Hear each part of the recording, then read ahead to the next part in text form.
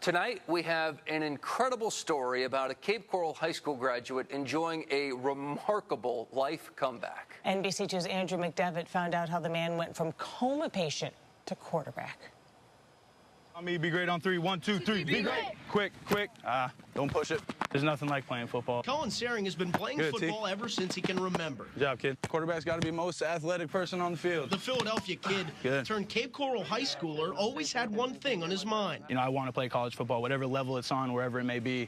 That's where I want to be at. It wouldn't come easy for Saring, however. He spent the first few years at Cape Coral High School battling as a backup. But when it came time for his senior year, Collin's dedication earned him playing time. You got to work for what you want in life. There's no handouts, and I definitely had to work to earn that spot and to get that starting spot. Starting his senior year for the Seahawks earned Collin a spot at Weber International University. Like at Cape, he had to start at the bottom and grinded for any time with the ones. Getting to contribute some more and more to the game was getting more and more exciting into my sophomore year. But during the summer entering his junior year, Collin was at a party when things went terribly wrong. Made the worst decision of my life and decided to smoke that night, whatever was being smoked, and didn't realize what it was. And 48 hours later from that point, I was in the hospital. He'd spend the next 2.5 months recovering in the hospital. Doctors never determine what caused Collin's reaction. It's crazy to think about because my life was almost taken from me, and I was in ICU for 9 days. I was in a catatonic coma. When I came out of my coma, I was in a baby state, reborn mentally. Despite having to relearn motor skills like how to walk and talk, 5 months after leaving the hospital, Collin was back at Weber, lacing up his cleats. When I was in the hospital, I just wanted to go home and I just wanted to play football.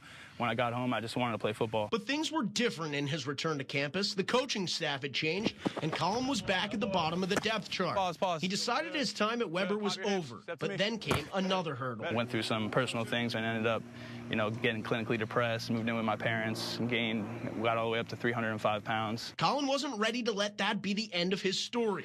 He approached life with a new motto. You gotta take it one day at a time. He lost 100 pounds in 8 months and once again found himself back on the football field playing for the local arena team. At the end of the day, getting to play football, make a little bit of money doing it, playing in front of my friends and family, having my son there, that's a blessing. That's a cherry on top of everything else that's going on. When Collin isn't working on his own game with the Gulf Coast Fire, he's passing on his passion and knowledge to the next generation of Lee County quarterbacks. Help be a mentor for these kids in Lee County and in the surrounding area to be a positive role model and watch those kids go on to college, watch those kids go on to play NFL.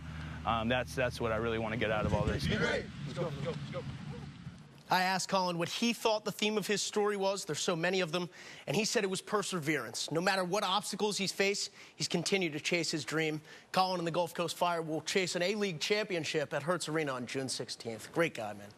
Hopefully his lesson can be taught to younger people. Don't smoke something at a party. You don't know what's going to happen. So many things you can take from his story. Yes. Incredibly resilient, though. Awesome. This story will be on our website, so show it to anyone who you think might benefit from that